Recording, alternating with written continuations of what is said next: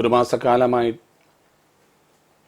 നേരറിയാൻ ചാനലിലൂടെ നടന്നു വരുന്ന രാമകഥാമൃതം എന്ന ഈ പ്രഭാഷണ പരമ്പര ഇന്ന് സമാപിക്കുകയാണ്.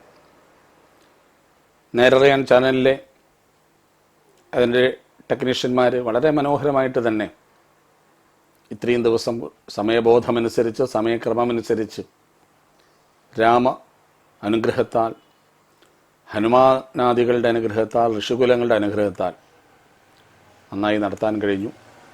ധാരാളം ശ്രോതാക്കൾ ഇത് കേട്ട് അഭിപ്രായം അറിയിച്ചിട്ടുണ്ട്. ഇന്ന് രാവണ വധത്തോടുകൂടി ഈ പ്രഭാഷണ പരമ്പര അവസാനിക്കുകയാണ്. ഒടുവിലത്തെ ദിവസം രാവണൻ്റെ മകൻ ഇന്ദ്രജിത്ത് മരിച്ചു. ഇന്ദ്രജിത്ത് മരിക്കാൻ പോകുന്നു. കുംഭകർണൻ മരിച്ചു. മറ്റൊരു മകനായ അധികായൻ പുറപ്പെട്ടു. അധികായൻ അധിക നേരം പിടിച്ചു നിൽക്കാൻ കഴിഞ്ഞില്ല. ലക്ഷ്മണന്റെ ബ്രഹ്മാസ്ത്ര പ്രയോഗം കൊണ്ട് അധികായനും മരണം സംഭവിച്ചു.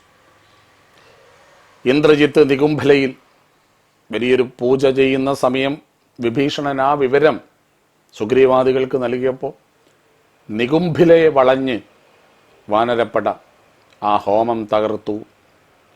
ഇന്ദ്രജിത്ത് അവിടെ പുറപ്പെടുകയാണ്. കുപിതനായ ഇന്ദ്രജിത്ത് മേഘനാഥൻ ജനിക്കുമ്പോൾ തന്നെ മേഘങ്ങളുടെ ശബ്ദത്തിൽ ഗർജിച്ചതുകൊണ്ടവൻ മേഘനാഥനാണ്. ഇന്ദ്രനെ പോലും ജയിച്ചവനായതുകൊണ്ട് ഇന്ദ്രജിത്താണ്. മായാവിയാണ്. മായാപ്രയോഗങ്ങളാൽ പടക്കളത്തിൽ വന്ന ഇന്ദ്രജിത്ത് മായാസ്ത്രബന്ധനം കൊണ്ട് സകല വാനരപ്പടയെയും നിലംപതിപ്പിച്ചു. മരിച്ചു എന്നറിയില്ല. ഈ മായാസ്ത്രബന്ധനം ഏറ്റ ആരും ജീവിച്ചിരിക്കാൻ സാധ്യതയില്ല. ഒരു വലിയ അണുബോംബ് വർഷിച്ചൊരു പടയിൽ പോയ പോലെ അല്പസമയ ആ പുകച്ചുരുളിനിടയിൽ നിന്ന് വിഭീഷണൻ ഈ കാര്യം മനസ്സിലാക്കിയിട്ട് അന്ന് യുദ്ധമുഖത്തുണ്ടായിരുന്നില്ല. ജാമ്പവാന ബോധം വന്നു. അപ്പോഴേക്കും വിഭീഷണൻ ഓടിപ്പാഞ്ഞെത്തി. ഇതിന് മറുകര കാണണം. ജാമ്പവൻ പറഞ്ഞു, മാരുതി എവിടെ? മാരുതിയുണ്ടെങ്കിൽ സങ്കടമില്ല മറ്റാർക്കും എന്നാണ് എഴുത്തച്ഛൻ പറഞ്ഞത്. ഒരു സങ്കടം വേണ്ട. അപ്പോൾ മാരുതി, ഹനുമാൻ ജീവനോടെയുണ്ട്. ഹനുമാനോട് ഉടൻ വടക്കോട്ട് പോയിട്ട് ഋഷഭാദ്രിയിൽ വിശല്യകരണി, സന്താനകരണി, സുവർണകരണി, മൃതസഞ്ജീവനി ഇത് കൊണ്ടുവരാൻ പറഞ്ഞു. ഹനുമാൻ ഋഷഭാദ്രി എന്ന ഹിമാലയത്തിലേക്ക് പുറപ്പെട്ടു എന്നറിഞ്ഞ രാവണൻ ഉടനെ വഴി തടഞ്ഞ് ഹനുമാനെ വധിക്കാൻ കാലനേമിയെ ചുമതലപ്പെടുത്തി. കാലനേമിയും രാവണനോട് രാമന്റെ ശക്തിയെക്കുറിച്ച് പറയുന്നുണ്ട്. 3 കാര്യങ്ങൾ നമ്മൾ മനസ്സിലാക്കണം. രാവണന് മുന്നറിയിപ്പ് കൊടുത്തത്. മാരീചൻ മുന്നറിയിപ്പ് കൊടുത്തു, കേട്ടില്ല. മാല്യവാൻ മുന്നറിയിപ്പ് കൊടുത്തു. വംശത്തിൻ്റെ മുതിർന്ന ഒരാൾ മാല്യവാൻ, കേട്ടില്ല. ഇവിടെ കാലനേമിയും രാമമഹിമകൾ രാവണനോട് ഉപദേശിച്ചു കൊടുത്തു. ആരും കേൾക്കില്ലല്ലോ. ഈ തമോ ഗുണമുള്ളവരൊരിക്കലും സദ്ഗുണത്തിൻ്റെ വാക്കുകൾ ചെവിക്കൊള്ളാറില്ല. കാലനേമി ഒരു കപട സന്യാസി വേഷത്തിൽ കാത്തിരുന്നു. കാലനേമി വെള്ളം ആവശ്യപ്പെട്ടു. വെള്ളം കുടിക്കാൻ പറഞ്ഞു. വെള്ളം തരാമെന്ന് പറഞ്ഞു. ഒരു മായാ തടാകമുണ്ടാക്കിയിട്ട് അതിൽ നക്രമായി ഭീകരം മുതലയായിട്ട് ഹനുമാരെ പിടിക്കാൻ കാത്തിരുന്നു. അവിടെ ഇറങ്ങി വെള്ളം കുടിക്കുമ്പോൾ മുതല ചാടി വീണ സമയത്ത് മാരുതിക്ക് ബലത്തിനുണ്ടോ കുറവ്, അതിൻ്റെ 2 വായും പിച്ച് ചീന്തിയെറിഞ്ഞ് അതിൽ നിന്ന് കാലനേമിയുടെ ഈ രൂപത്തിൽ നിന്ന് ഒരു അപ്സരസ് ശാപം കൊണ്ട് രാക്ഷസനായതാണ്. ശാപമോക്ഷം കിട്ടി. നേരെ ഋഷഭാദ്രിയിലേക്ക് പോയിട്ട് ഹനുമാനും പരതി മനസ്സിലാവുന്നില്ല. ഇതിലേതാണ് സന്താനകരണി, ഏതാ വിശല്യകരണി, ഏതാണ് സുവർണകരണി, ഏതാ മൃതസഞ്ജീവിനി. നേരമില്ല. അവിടെ പ്രാണൻ പോയിട്ട് എല്ലാവരും കിടക്കുകയാണ്. ലോകപ്രസിദ്ധമായ ഹനുമാന്റെ ആ ചെയ്തി മല പിഴുതെടുത്ത് കൊണ്ട് പറന്നു മാരുതി എന്നാണ്. ഒരു അസാമാന്യമായ, സാമാന്യത്തിൽ നിന്നും അസാമാന്യത്തിൽ നിന്നും അപ്പുറത്തേക്ക് എത്തുന്ന ഒരു പ്രകടനമാണ് ഇവിടെ ഹനുമാനിൽ നിന്നുണ്ടായത്. അത് മരുന്നുമായി വന്നു.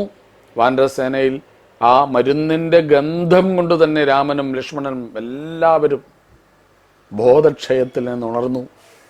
തിരിച്ചവിടെ വെച്ചാൽ ജീവൻ നഷ്ടപ്പെട്ട രാക്ഷസന്മാർക്കത് പ്രയോജനം ചെയ്ത് കണ്ട് വീണ്ടും ഹനുമാര് തിരിച്ച് ഋഷഭാദ്രിയിലേക്ക് ആ മല കൊണ്ടുപോയി വെച്ചു. ആ യുദ്ധത്തിൽ ഇന്ദ്രജിത്തിനെ, തുടർന്നുള്ള യുദ്ധത്തിൽ മാരുതി ലക്ഷ്മണൻ വധിച്ചു. അസാമാന്യ വരപ്രഭാവമുള്ള രാവണപുത്രനായ ഇന്ദ്രജിത്തിനാർക്കും കൊല്ലാൻ കഴിയില്ല. 14 കൊല്ലം ഊണുറക്ക് ഉപേക്ഷിച്ചവനാണല്ലോ, മഹാത്യാഗിയാണല്ലോ, കർമ്മയോഗിയാണല്ലോ ലക്ഷ്മണൻ. ലക്ഷ്മണനാണ് രാവണപുത്രനെ വധിച്ചത്. ഇതറിഞ്ഞ രാവണൻ ബോധം കെട്ടുപോയി, നിലവിളിച്ചുപോയി. ആ നിലവിളി കഴിഞ്ഞിട്ട് പ്രതികാരമൂർത്തിയായിട്ട് വലിയ പൂജക്ക് തയ്യാറെടുത്തു. ഭക്തനാണല്ലോ. ഈ ദുഷ്ടന്മാരിൽ പലരും ഭക്തന്മാരാണെന്നുള്ളത് മറ്റൊരു കാര്യം. ആ ഹോമം തകർക്കാൻ വാനരപ്പടയെത്തി. അന്തഃപുരത്തിൽ ഇരിക്കുകയായിരുന്ന പാവം മണ്ഡോദരിയെ വാനരസേന പിടിച്ചു കൊണ്ടുവന്ന് വസ്ത്രാക്ഷേപം ചെയ്തു. ഈ ഹോമം നിർത്താൻ, രാവണനെ പ്രകോപിപ്പിക്കാൻ. ആ സമയത്ത് മണ്ഡോദരി പറയുന്നൊരു വലിയ കാര്യമുണ്ട് രാവണനോട്: ഇനിയെങ്കിലും യുദ്ധം നിർത്തൂ, നമ്മുടെ പ്രിയപ്പെട്ടവരെല്ലാം പോയി, രാമൻ വിഷ്ണുവിൻ്റെ അവതാരമാണ്, നിങ്ങൾക്ക് ജയിക്കാൻ കഴിയില്ല. ആ സമയത്ത് രാവണൻ പറഞ്ഞൊരു കാര്യം വളരെ ശ്രദ്ധേയമാണ്. രാവണൻ പറഞ്ഞു മണ്ഡോദരിക്ക് മറുപടിയായിട്ട്: നീ പറഞ്ഞില്ലേ പ്രിയേ, നമുക്ക് എവിടെയെങ്കിലും പോയിട്ട് ഭജനം ഇരുന്നിട്ട് ജന്മം കഴിക്കാമെന്ന്. പക്ഷെ നമ്മുടെ മകൻ ഇന്ദ്രജിത്ത്, അതികായൻ, നമുക്ക് വേണ്ടി മരിച്ച അനിയൻ കുംഭകർണൻ, ലക്ഷോപലക്ഷം രാക്ഷസന്മാർ, ഇവരെല്ലാം ഒരു കൊലക്കളത്തിലേക്ക് എറിഞ്ഞു കൊടുത്തിട്ട് ഞാൻ എൻ്റെ ഭാര്യയും കൂട്ടി തപസ് ചെയ്യാൻ പോയി എന്നത് നാളെ എനിക്ക് രാവണൻ എന്ന പേരിന് തന്നെ ദോഷമുണ്ടാകും. അതുകൊണ്ട് എനിക്ക് മരണം ഞാൻ ഉറപ്പായി കാണുകയാണ്. അത് രാമൻ്റെ ബാണം കൊണ്ട്, ആ രാമബാണത്താൽ എനിക്ക് മരണമുണ്ടാകട്ടെ, ഞാൻ വൈകുണ്ഠത്തിലേക്ക് പോകട്ടെ. നമുക്കറിയാമല്ലോ, ഈ രാവണനും അല്പം മുമ്പ് കൊല്ലപ്പെട്ട കുംഭകർണനും ഭഗവാന്റെ പാർഷദന്മാരായ ജയവിജയന്മാരായിരുന്നു. സനകാദികളുടെ ശാപം കൊണ്ട് രാക്ഷസ ജന്മം എടുക്കേണ്ടി വന്നവരാണ്. വിരോധഭക്തിയാണ് ഈ 3 ജന്മങ്ങളിൽ അവർ തെരഞ്ഞെടുത്തത്. ഭക്തിയുടെ കൂട്ടത്തിൽ വിരോധഭക്തിക്കും സ്ഥാനമുണ്ട് എന്ന് ഭാഗവതാദി ഗ്രന്ഥങ്ങൾ പറയുന്നതും ഓർമ്മിക്കുക. അങ്ങനെ രാവണന്റെ പടപ്പുറപ്പാടായി. ആ യുദ്ധം കൊടുമ്പിരിക്കൊണ്ടപ്പോൾ രാവണനെ പരാജയപ്പെടുത്താൻ കഴിയാത്ത സമയത്ത് യുദ്ധകളത്തിൽ അഗസ്ത്യ ഋഷി വരികയാണ്. അഗസ്ത്യൻ അവിടെ ആദിത്യ ഹൃദയമന്ത്രം ഉപദേശിച്ചു. രാമ, ഈ ആദിത്യ ഹൃദയമന്ത്രം ചൊല്ലിയാൽ സർവശത്രുക്കളിൽ നിന്നും രക്ഷയുണ്ടാകും. സന്താപനാശകരായ നമോ നമ, അന്ധകാരാന്തകരായ നമോ നമ, ചിന്താമണേ ചിദാനന്ദായേ നമോ നമ, നീഹാരനാശായ നമോ നമ, മോഹവിനാശകരായ നമോ നമ, ശാന്തായ രൗദ്രായ സൗമ്യായ ഘോരായ കാന്തിമതാം കാന്തിരൂപായ തേ നമ, സ്ഥാവരജംഗമാചാര്യയ തേ നമ, ദേവായ വൈശ്രവ സാക്ഷികേ തേ നമ, സത്വപ്രധാന തത്വായ തേ നമ, സത്യസ്വരൂപായ നിത്യം നമോ നമ. ഇത്രം ആദിത്യ ഹൃദയമന്ത്രം ജപിച്ച് നീ ശത്രുക്ഷയം വരുത്തിയിടുക എന്ന് ഉപദേശിച്ചിട്ട് മഹാമുനി നാരദന്റെ സമീപത്തേക്ക് പോയി. രാമൻ സർവരക്ഷയ്ക്കും സർവശത്രുനാശത്തിനും ആ മന്ത്രം, ഈ മന്ത്രം എല്ലാവർക്കും, വിദ്യാർത്ഥികൾക്ക് പ്രത്യേകിച്ച് ഏത് പരീക്ഷയും ജയിക്കാൻ കഴിയും എന്നാണ് ആചാര്യന്മാർ പറയുന്നത്. ആദിത്യ ഹൃദയമന്ത്രം ചൊല്ലി സർവശക്തിയും തന്നിലേക്ക് ആവേശിപ്പിച്ച് അഗസ്ത്യൻ നൽകിയ അഗസ്ത്യാസ്ത്രം കൊണ്ട് രാവണന്റെ ഹൃദയം ഭേദിച്ച് രാമബാണം പതിച്ചു. യുദ്ധം കഴിഞ്ഞു. രാവണൻ വീണു. രാക്ഷസന്മാർ കൂട്ടപ്പലായനം ചെയ്തു, ഭയന്ന് നിലവിളിച്ചു. വിഭീഷണനും കരയുകയാണ്. അതുവരെയുള്ള ശത്രുത്വമൊക്കെ മറന്ന് ഏട്ടനെ കെട്ടിപ്പിടിച്ച് കരയുന്നു. ഏട്ടാ, ഞാൻ കാരണല്ലേ. രാമൻ അവിടെ എല്ലാവരെയും സമാധാനിപ്പിക്കുന്നു. അവിടെയും രാമന്റെ മഹിമ. ചില രാജ്യങ്ങളൊക്കെ മൃതദേഹങ്ങളോട് കാണിക്കുന്ന നികൃഷ്ടമായ കാര്യങ്ങൾ നമ്മൾ കാണുമ്പോഴാണ് ഭാരതത്തിൻ്റെ മഹിമ. ഒരു പാകിസ്ഥാൻ പട്ടാളക്കാരൻ വെടിയേറ്റ് മരിച്ചാൽ ആ മൃതദേഹത്തോട്, മരണത്തോടെ എല്ലാ ശത്രുതയും അവസാനിക്കുന്നു എന്ന് നമ്മുടെ ധർമ്മം പറയുന്നത് രാമനാണ് കാണിച്ചു കൊടുക്കുന്നത്. വിഭീഷണ, ജ്യേഷ്ഠനെ വേണ്ട വിധം സംസ്കരിക്കണം. അങ്ങനെ ചന്ദന രാമച്ചാദികൾ കൊണ്ട് ഔദ്യോഗികമായ രീതിയിൽ രാവണൻ്റെ ശവസംസ്കാരം കഴിഞ്ഞു. ദുഃഖാചരണമായി ലങ്കയിൽ. വിഭീഷണൻ ലങ്കയുടെ രാജാവായി. രാവണ യുദ്ധം അയോധ്യാകാന്ഡത്തിൽ നിന്ന് തുടങ്ങി, ബാലകാന്ഡത്തിൽ നിന്ന് തുടങ്ങി അയോധ്യാകാന്ഡം, ആരണ്യകാന്ഡം, കിഷ്കിന്ധാകാന്ഡം, സുന്ദരകാന്ഡം, അതിലൂടെ ഒടുവിൽ യുദ്ധകാന്ഡത്തിൽ ഈ രാമായണം കർക്കിടക മാസത്തിൽ, രാമായണ മാസത്തിൽ നമ്മളെല്ലാവരും പാരായണം ചെയ്യുന്നു. ഇനി ഇതിന് ശേഷം സീതയെ കൊണ്ടുവന്ന് സീതയുടെ അഗ്നിപരീക്ഷണം കഴിഞ്ഞ് 3 രാഷ്ട്രത്തലവന്മാർ പുഷ്പവിമാനത്തിൽ കയറിയിട്ട് 3 രാഷ്ട്രം, അയോധ്യാപതിയായ രാമൻ, കിഷ്കിന്ധാപതിയായ സുഗ്രീവൻ, ലങ്കാധിപതിയായ വിഭീഷണൻ കയറിയ പുഷ്പവിമാനം നാനാജാതി കിഷ്കിന്ധയിൽ അല്പം ഇറക്കിയിട്ട് അവിടുത്തെ സ്ത്രീകളെയൊക്കെ കൊണ്ട് ശരഭംഗൻ്റെ ആശ്രമം കടന്ന് തന്നെ സൂര്യാസ്തമയത്തിലെത്തിയിട്ടില്ലെങ്കിൽ അഗ്നിപ്രവേശം ചെയ്യാൻ കാത്തു നിൽക്കുന്ന നന്ദിഗ്രാമത്തിൽ പുഷ്പവിമാനം ഇറങ്ങി. രാമൻ താഴെ ഇറങ്ങാൻ സമയം കൊടുക്കാതെ അനുജൻ ഭരതൻ ആ വിമാനത്തിലേക്ക് കയറി ഏട്ടനെ കെട്ടിപ്പിടിച്ച് കരയുകയും ഭാരതത്തിൻ്റെ സാഹോദര്യ ബന്ധത്തിൻ്റെ ഒരു മനോഹരമായ കാഴ്ച കാണുന്നു.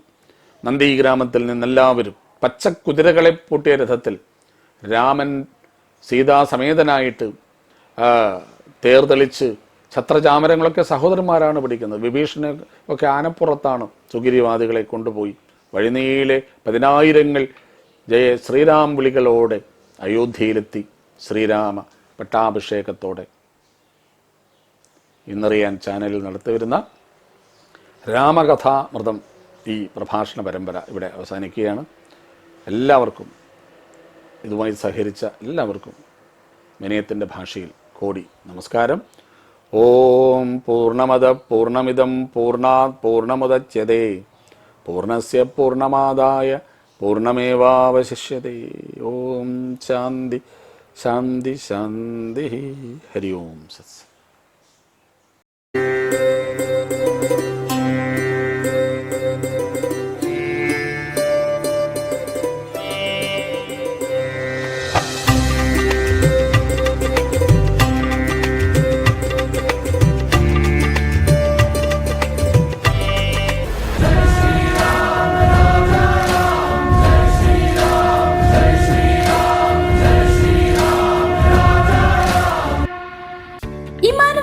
കണ്ണൂർ ഷോറൂമിൽ ഓഗസ്റ്റ് 10 മുതൽ മെഗാ ക്ലിയറൻസ് സെയിൽ. 25 മുതൽ 75% വരെ വിലക്കിഴിവിൽ വസ്ത്രങ്ങൾ സ്വന്തമാക്കാം. കൂടാതെ നിരവധി കോംബോ ഓഫറുകളും ഒപ്പം നിരവധി ഓഫറുകളും ലഭ്യമാണ്. 3 ക്രോപ്പ് ടോപ്പുകൾക്ക് 399, 3 ജെൻസ് ടീഷർട്ടുകൾക്ക് 299, 3 ബോയ്സ് ടീഷർട്ടുകൾക്ക് 299, സാരികൾ 199 മുതൽ, കോട്ടൺ കുർത്തികൾ 189 മുതൽ, ധോത്തികൾ 199 മുതൽ, ജെൻസ് ഷർട്ടുകൾ 199 മുതൽ, 3 ബ്ലാങ്കറ്റുകൾക്ക് 299, 3 ബെഡ്ഷീറ്റുകൾക്ക് 299, കോട്ടൺ പില്ലോ കവറുകൾ 39 മുതൽ, ഡോർ മാറ്റുകൾ 19 മുതൽ, അജ്രക് പ്രിന്റ് കോട്ടൺ ഡ്രസ് മെറ്റീരിയലുകൾ 89 മുതൽ, സാരികൾ, ലേഡീസ് വെയറുകൾ, ജെൻസ് വെയറുകൾ, കിഡ്സ് വെയറുകൾ തുടങ്ങി എല്ലാം അവിശ്വസനീയമായ വിലക്കിഴിവിൽ ലഭിക്കുന്ന ഈ അവസരം പ്രയോജനപ്പെടുത്തുക. ഈ ഓഫറുകൾ ഏതാനും ദിവസങ്ങൾ മാത്രം.